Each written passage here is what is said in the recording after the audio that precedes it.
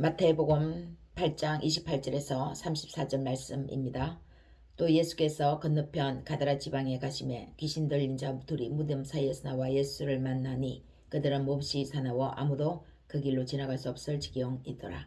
이에 그들이 소리질러 이르되 하나님의 아들이여 우리가 당신과 무슨 상관이 있나이까 때가 이르기 전에 우리를 괴롭게 하려고 여기 오셨나이까 하더니 마침 멀리서 많은 돼지떼가 먹고 있는지라.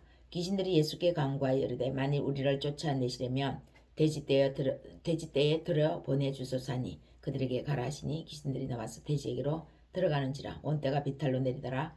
바다에 들어가서 물에서 물사거늘 치던 자들이 달아나 시내에 들어가 이 모든 일과 귀신 들린 자의 일을 고하니 온 시내가 예수를 만나려고 나가서 보고 그 지방에서 떠나시기를 간구하더라. 아멘.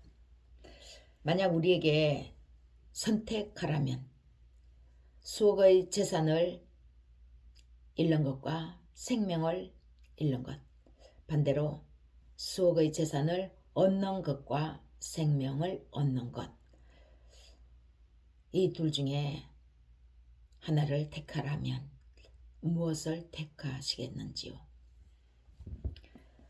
생명이지요. 그러면 두 가지 다 얻으면 상관없는 것 아닙니까? 이렇게 질문할 수가 있습니다. 그럼 여기서 금수저, 흙수저, 은수저, 무수저 이런 수저 얘기가 나오겠죠. 그런데 누구나 처음부터 빈몸, 빈손으로 태어납니다. 태어나고 보니까 금수저인 사람도 있고 흙수저가 되어야 하는 사람도 있고 아예 아무것도 없는 무수저인 사람도 있을 수 있겠죠. 분명히 아무것도 없는 상태에서 시작했던 누군가가 있었는데 어떤 사람이 열심히 일을 해서 또 열심히 일한 것보다 더 많이 얻어서 금수저를 만든 사람은 있겠죠. 그러나 분명히 누군가는 처음부터 무수저, 아무것도 없는 상태에서 시작했다는 것입니다. 하나를 얻기 위해서 우리는 많은 것을 포기해야 하는 경우가 많습니다. 대기업, 공무원 등 좋은 직장 얻기 위해서 어떤 노력을 합니까? 학원을 다닙니다. 스펙을 쌓습니다. 이런 과정들을 좋은 직장을 얻기 위해서 들어가기 위해서 해나갑니다. 돈을 투자해야 하고 시간을 투자해야 하고 열심을 투자해야 합니다. 이것들은 좋은 직장 얻기 위해 자신의 것을 잠시 버리는, 즉 돈을 벌기 위해 돈을 쓰는 수단들입니다. 보이는 것, 잠시 세상에서 누리기 위해 얻기 위함도 이토록 먼저 자기 자신의 것을 내버려야 하는데 하물며 하나님이 주시는 복을 얻기 위해 그리스도 예수 안에서는 무슨 말이 필요하겠습니까?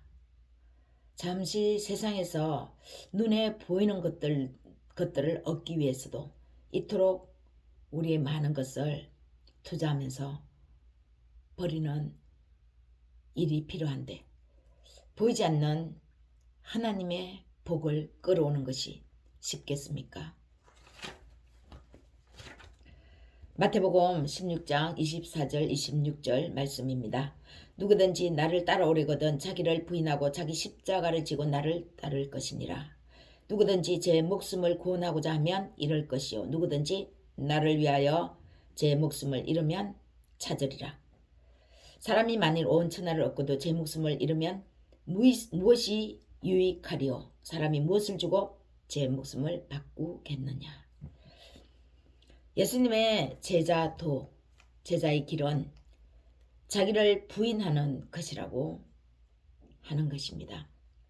그런데 그 부인이 사람의 목숨, 특히 자기 자신의 생명이 달려있는 문제라는 것입니다.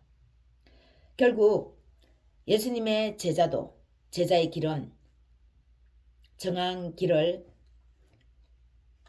생명을 얻기 위한 이 진정한 길은 생명을 얻기 위한 길이라는 것입니다. 목숨을 얻기 위한 길이지 목숨을 잃기 위한 길이 아닌데 결국 목숨을 얻고자 하면 목숨을 잃는 길을 갈 수 있다라는 것이죠. 생명이 중요합니다. 생명이 가장 귀합니다. 생명이 목숨이 가장 귀하고 소중한 것입니다. 이 말씀을 예수님이 역설적으로 말씀하고 있습니다. 진짜 생명 중요한데 그 생명 얻기 위해서는 잃는 길로 택해서 나가야 할 것이야. 이렇게 말씀하시는 거죠. 그 중요한 생명, 소중한 생명을 얻는 것은 자기를 부인하고 예수님을 따를 때 얻어진다는 역설입니다. 하나님의 방식입니다. 자기 부인과 예수님을 따르는 것의 차이는 어떤 결과를 초래할 수도 있다는 것입니다. 자기 부인은 우리가 세상에서 얻은 것, 우리의 눈에 좋아 보이는 모든 것이 보이지 않는 것, 진리, 하늘의 원리에 부딪히는 것입니다. 세상에 좋아 보이는 것과 하늘의 원리는 서로 부딪혀서 무엇이 무엇을 방해한다는 것입니다. 세상 것을 세상의 방식으로 얻으면서 나아가는 사람은 하늘의 원리를 부딪히면서 나아가는 것이고 하늘의 원리에 맞춰서 나가는 사람은 세상 방식이 맞지 않습니다. 세상 방식이 부딪힙니다.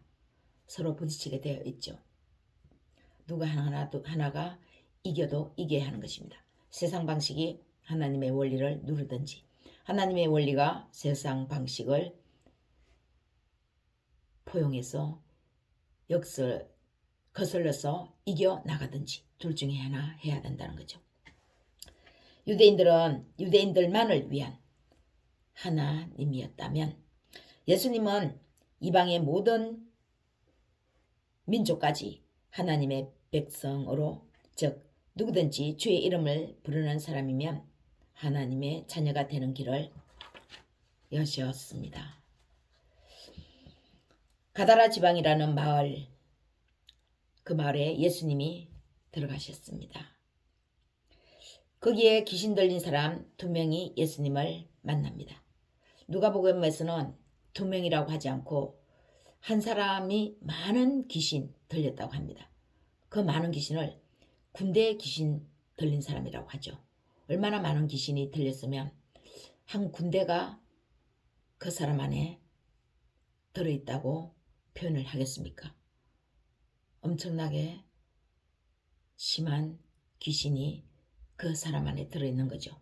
근데 여기서는 2명이 귀신 들린 사람이라고 합니다. 이 2명이 예수님을 만납니다. 이들이 주로 기거하는 곳이 바로 무덤인 것 같습니다. 무덤이라고 말씀하죠. 28절 하반절에 보면 그들이 몹시 사나워 아무도 그 길로 지나갈 수 없을 지경이다. 그런데 무덤 사이에서 나와 예수를 만나니 이렇게 말씀합니다. 보통 정신이 있는 사람은 무덤에는 평소에 무서워서 잘 가지도 않으려고 합니다. 특히 밤중에는 더더욱 무섭죠. 예수님이 오시자 무덤 사이에서 이들은 벌떡 뛰어나서 일어나서 뛰쳐나옵니다.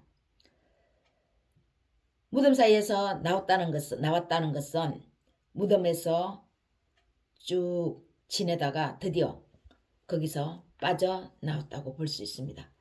평소 이들이 주로 생활하는 곳은 무덤 사이라는 거죠. 무덤 근처라는 것입니다. 사람들이 지나다니는 길목에 무덤들이 있었나 봅니다. 그 길로는 사람들이 지나다니려고 하지 않았던 것 같고요. 많은 사람들이 왔다 갔다 하는 것을 보았겠지만 이들은 꿈쩍도 하지 않다가 예수님이 나타나자 갑자기 뛰쳐나와 예수님 앞에 굴복합니다. 귀신 들린 사람이 굴복합니다. 겉은 사람이죠. 안은 누구입니까? 귀신이 그 안에 있습니다. 귀신입니다. 속사람이 귀신입니다. 귀신이 바로 예수님 앞에 굴복했습니다. 귀신이 어떨 때에 우리는 무서울 때가 있습니다. 귀신이 형체가 없는데 밤중에 아무도 없으면 자연스럽게 귀신 나타날까봐 무섭죠. 그러니까 은연중에 귀신은 형체 없는 영이라는 것입니다. 예수 믿는다고 해도 웬만한 것은 사람이 잘 알 수 없습니다. 하나님의 뜻이 이래. 하나님의 뜻은 완전히 이래. 이러면서 말하는 사람은 별로 없죠. 더군다나 꼭 집어서 때가 이르기 전이라고 이 귀신들이 말하고 있는 겁니다. 꼭 집어서 때가 이르기 전에 네가 무슨 상관이 있다고 지금 나한테 왔느냐. 나를 얼마나 괴롭히려고 이런 뜻이죠. 때가 이르기 전.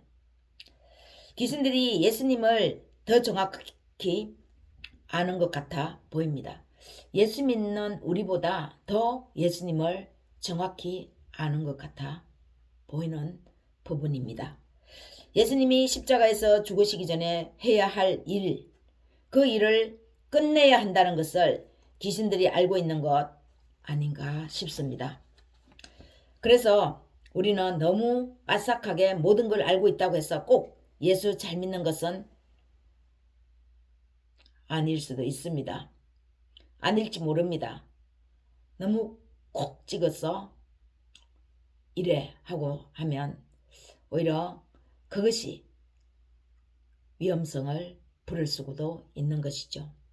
너무 빠삭하게 아는 것이 중요한 것이 아니라 말씀에 따라 삶을 사는 것이 중요합니다. 어쨌든 귀신들의 요구를 들어줍니다. 그 요구는 무엇입니까? 돼지떼에 들여보내달라는 것입니다. 분명히 예수님 앞에 꼼짝도 못한다는 것을 귀신들은 알고 한 가지 제안을 한 거죠. 굴복할 테니까 차라리 우리를 돼지떼에 들여보내달라. 거기서 살겠다라는 것입니다. 예수님은 망설임 없이 단 한마디로 말씀하십니다. 가라. 갑자기 멀쩡하던 돼지들이 귀신 들려 순식간에 비탈길을 내리달아서 갈릴리 바다에 빠져 죽어 버렸습니다. 예수님이 주로 활동하던 이방 그 지역이 바로 갈릴리죠. 우상의 제물이 순식간에 몰살된 것입니다. 주로 돼지 하면은 우상의 제물로 쓰이지 않습니까? 이 우상의 제물이 순식간에 2,000마리 되는 돼지떼가 한꺼번에 몰살을 당합니다. 돼지의 특성은 돼지는 맞아 죽는 한이 있어도 절대로 아래로 뛰지 않는다고 합니다. 비탈길로 뛰지 않는다는 거죠. 그런데 이 돼지들은 일제히 아래로 내리달아 뛰었습니다. 그리고 죽었습니다. 돼지가 정상이 아니고 귀신 들려 미쳤기 때문에 가능한 일이었습니다. 자기들이 아래로 뛰면 죽는다는 것을 아는데 돼지들도 살기 위해서는 그렇게 뛰지 않는데 아래로 뛰었다는 것은 돼지도 지정신이 아닌 거죠. 귀신 들린 귀신의 정신인 것입니다.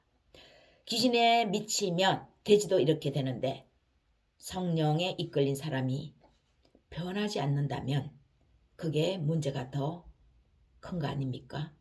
진짜 성령이 임했으면, 성령이 한 사람을 이끌어 간다면 반드시 좋은 변화, 하나님의 좋은 변화가 그 사람한테도 일어나는 것입니다. 사람은 성령의 삶의 변화가 일어나야 합니다. 사람에게는 성령이 임하면 삶의 변화가, 좋은 변화가 시작됩니다. 그 좋은 변화가 어떤 변화로 시작하는지 우리가 한번 살펴보겠습니다. 돼지들의 이 사건은 예수님이 앞으로 어떻게 사탄의 세력을 괴멸할 것인가를 예표하는 하나의 사건입니다. 돼지는 우상에게 드려지는 제물입니다. 귀신을 쫓아 주었는데도 사람들은 예수님을 거부했습니다. 소문을 듣고 와서 그 광경을 보고 예수님이 그 지방, 자신들의 지방에서 떠나시기를 강구했습니다. 사람들은 옳고 그름의 삶, 어떻게 삶을 살아야 좋은 삶을 살고 좋은 영향력을 미치고 나도 좋고 다른 사람도 좋은 그런 삶, 그런 방식에는 관심이 없었습니다. 그들이 관심 갖는 것은 재산을 잃을까 하는 두려움에만 가득 차 있었습니다. 재산을 잃을까봐 하는 두려움만 있었습니다. 많은 귀신이 들려 인간적인 삶을 살 수 없었던 사람이 예수님을 만나 사람다운 사람, 진정한 생명을 찾았는데 생명 얻는 사람은 얻은 사람에게는 관심이 없고 예수님이 병을 고칠 때마다, 사람의 병을 고칠 때마다 자기들의 많은 재산을 잃게 될까봐 걱정이 많았습니다. 거기에만 두려움을 느끼고 있었습니다. 사람이 온전케 된 것보다 재산이 없어질 것을 두려워하여 예수님을 그들은 거절했습니다. 거부했습니다. 그들이 예수님을 거부하니 예수님도 그들을 거부할 수밖에 없습니다. 바로 우리의 모습일 수 있습니다. 우리가 사는 세상이 바로 이렇습니다. 세상은 가진 것, 더 많이 가진 것, 배운 것, 더 많이 배운 것에 집중합니다. 서로 경쟁하고 경쟁을 부추기고 그 경쟁에서 밀리면 절망하고 낙심하게 됩니다. 우리가 사는 세상은 이렇게 우리를 가지지 못하면, 경쟁에서 떠밀리면 낙심하게 만듭니다. 경쟁하지 말고 배우지도 말라는 것이 아니라 오히려 이렇게 살려고 하다간, 이런 방식으로 재산을 모으려고 하다가는 자기 목숨까지도 잃게 된다는 것입니다. 생명보다 물질을 소중히 여기면 예수님은 거부당합니다. 거부한 예수님은 오늘 나에게, 내가 내 생명을 거부하는 것입니다. 부활이요 생명이다고 예수님이 말씀하셨습니다. 그 생명이신 예수님을 거부하는 것은 내가 내 생명을 거부하는 거죠. 온 천하를 얻고도 목숨을 잃으면 무슨 소용이 있겠느냐라는 것입니다. 예수님은 그러면 이렇게 생명만 얻고 다른 건 다 잃어도 좋게끔 하시려고 우리에게 오셨습니까? 이러면 얻고 얻으려고 하면 잃는다는 이 원리는 바로 십자가의 죽음으로 내려가는 시간이 먼저 우리 삶에 선행되어야 함을 말씀하시는 것입니다. 죽음의 길로 내려가는 것 같지만 결국 예수님과 함께 겪는 그 죽음의 고통의 시간은 예수님과 함께 또한 부활의 영광을 우리가 얻고 그 안에서 우리가 누리게 된다는 것이죠. 진정한 생명을 얻기 위해서는 진정한 죽음의 길이 한 번은 필요한 것입니다. 예수님도 죽음에 내려갔다가 부활하셨기 때문이죠. 예수님이 죽으셨기 때문에 이미 사망은 멸하여졌습니다. 그러나 우리는 예수님과 같이 사망할 필요는 없지만 사망과 같은 고통에는 우리가 동참하는 것이죠. 이 동참이 바로 너무나 힘들기 때문에 예수님의 제자의 길에서 많이 나고 되는 것입니다. 가다가 중도에 포기하고 되돌아오는 것이죠. 더 이상 가는 길이 너무 힘들다고 못 따라가겠다고 하는 것입니다. 좁은 문으로 들어가려고 구해도 못 들어가는 이가 많다라고 예수님이 말씀하셨습니다. 그래서 사망과 같은 고통이 오는 것도 은혜이지만 그 무시무시한 고통을 사람이 어찌 이겨낼 수 있겠습니까? 그 사망의 음침한 골짜기를 통과하는 것도 결국 우리가 통과하는 것 같지만 하나님의 능력이고 은혜인 것입니다. 사망의 음침한 골짜기를 지나가는 것이 너무나 힘들고 그 힘듦을 내가 이겨낸 것 같지만 보이지 않는 하나님의 힘이 나를 그 사망의 고통에서 우리를 이끌어가고 있기 때문에 통과하게 되는 것이죠. 왜 이렇게 합니까? 사망에 매여 있지 않고 사망을 멸하신 부활하신 예수님의 영광을 우리도 똑같이 누리게 하시기 위해서입니다. 늘 죽음의 자리에만 내려가면 어떻게 삽니까? 부활의 영광도 누려야 하는 것이죠. 욥은 너무나 이 고통이 괴로워서 사망의 음침한 골짜기가 크게 달할 때 자신의 출생을 한탄했습니다. 차라리 태어나지 않았더라면, 어머니 뱃속에서 낙태되었더라면 태어날 때 자기가 오히려 바로 거기에서 숨을 쉬지 않았더라면 이렇게 너무나 병을 이겨내기가 힘들어서 이렇게 자신이 고백을 합니다. 그러나 그가 하나님의 뜻, 섭리를 깨달을 때는 전혀 다른 고백을 합니다. 하나님이여, 내가 알지 못한 것을 말했습니다. 내가 전능자와 다투었습니다. 주께서는 못하실 일이 없사옵고 무슨 계획이든지 못 이루실 것이 없는 줄 압니다. 무지한 말로 이치를 가렸습니다. 나는 깨닫지도 못할 일을 말하였고 스스로도 알 수 없는 말을 했고 헤아리기도 어려운 일을 말하였습니다. 삶의 이치를 내가 얼마만큼 알았다고 내가 아는 것이 전부인 양 말했다는 거죠. 내가 말하겠사오니 주는 들으시고 내가 묻겠사오니 주여 내게 이번만 말하게 하옵소서. 주여 내가 주께 대하여 귀로만 듣기만 하였사오나 이제는 눈으로 주를 바라봅나이다.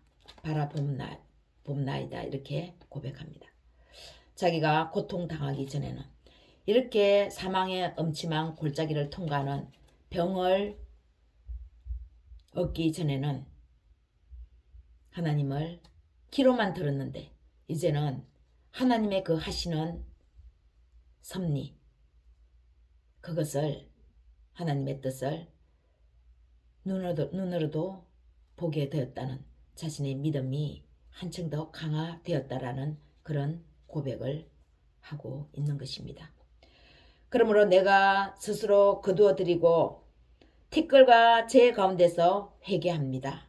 알지 못하고 하나님 앞에서 안다고 전능자와 다투었던 그것을 자신이 회개하는 것입니다. 이런 욥의 기도를 들으시고 하나님은 욥에게 십자가의 죽음을 넘어서 부활의 영광 같은 은혜를 주셨습니다. 여호와께서 욥의 말년에 욥에게 처음보다 더 복을 주시니 그가 양 4천 마리와 낙타 6천과 소 1,000겨리와 암나귀 1,000을 주셨고 또 7달과 3딸을 주셨습니다. 마가복음 10장 29절 30절에서 말씀합니다. 예수께서 이르시되 내가 진실로 너희에게 이르노니 나와 복음을 위하여 집이나 형제나 자매나 어머니나 아버지나 자식이나 전토를 벌인 자는 현세에 있어 집과 형제와 자매와 어머니와 자식과 전토를 100배나 받되 박해를 겸하여 받고 내세의 영생을 받지 못할 자가 없느니라. 박해도 겸하여 받지만 결국은 내세의 영생에 다시 한번 하나님께서 주시는 복을 받는데 겸하여서 받는다는 것입니다. 처음 것보다 더 많은 복을 받는다고 하는 것입니다.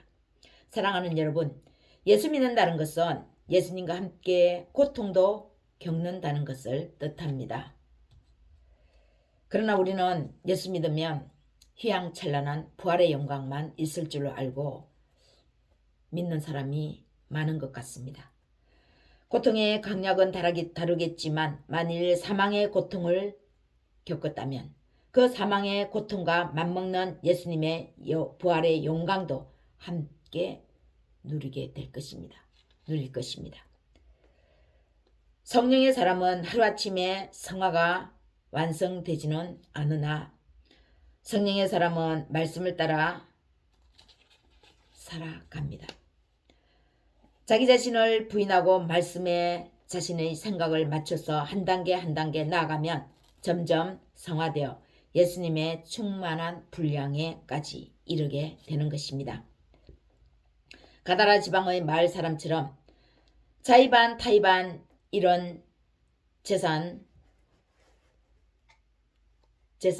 예수님을 뒤따라 제자의 도를 열심히 수행하는 길목에서 일어난 현상입니다. 어쩌면 지극히 정상적인 일이 아닐까 생각합니다. 예수님을 따르다 보면 당연히 잃게 되는 것이 있다는 거죠. 세상과 하나님의 방식은 서로 부딪히니까요. 역설적이니까요. 예수님을 따라가다 보면 예수님과 같은 사망의 음침한 골짜기, 죽음의 고통에까지 이르는 그런 고통까지 당할 수도 있다라는 것입니다. 그 가운데 재산 잃을 수도 있는 것이죠. 잃고자 하면 얻고 얻고자 하면 잃어버릴 것이라는 예수님의 제자의 도는 오늘 이 세상을 사는 우리에게 우리의 눈에 보이는 세상 방식이 아니라 예수님의 말씀을 따라 살라고 하는 그런 뜻입니다. 그런 교훈이 아니겠습니까? 하나님이 영이시므로 우리가 영, 성령의 사람이 되어야 영이신 하나님과 교통할 수가 있습니다. 그 중간에 우리를 도우시며 영이신 하나님과 연결시키려고 죽음을 무릅쓰고 그 길을 여시려고 예수님이 우리에게 오셨습니다. 우리는 여전히 무지할 수 있습니다. 그렇지만 앞이 막막할 때 길이 되시며 진리가 되시는 예수님 앞에 앉으면 될 것 같습니다. 예수님이 길이라고 하셨으니까요. 말씀을 펼치면 없던 길이 보일 것이며 떠오르지 않던 생각이 빛을 발할 것입니다. 가장 늦는 길 같지만 가장 빠른 길이 예수님 앞에 앉는 것입니다. 그리고 기도해 보는 것입니다. 그럴 때에 없던 길이 생겨나 있을 것이고 생각나지 않았던 방법이 떠오르게 될 것입니다. 마틴 루터 16세기의 종교개혁 마틴 루터가 종교개혁을 단행하면서 그와 그의 동료가 나누었던 말입니다. 그의 동료가 자네는 바쁜데 기도할 시간이 어디 있나? 그랬습니다. 그때 루터가 말합니다. 바쁘니까 더욱 기도하는 것이라네. 내가 돌파구를 찾으려 하면 일이 더 꼬여 많은 시간을 초래할 수 있지만 하나님께 기도하면 길이요 진리신 하나님께서 그 기도 속에서 방법을 알게 해주심으로 문제를 쉽게 해결해 주시는 것입니다. 시간을 오히려 단축하는 결과를 우리가 얻게 됩니다. 예수님으로 인하여 예수님을 따라가는 그 길에서 잃었던 형제, 자매, 부모, 자식, 예수를 따르는 그 길에서 다시 한번 회복시켜 주실 것입니다. 이 회복의 역사가 예수 그리스도 안에서 우리에게, 저와 여러분에게 일어나시기를 예수님의 이름으로 축원합니다.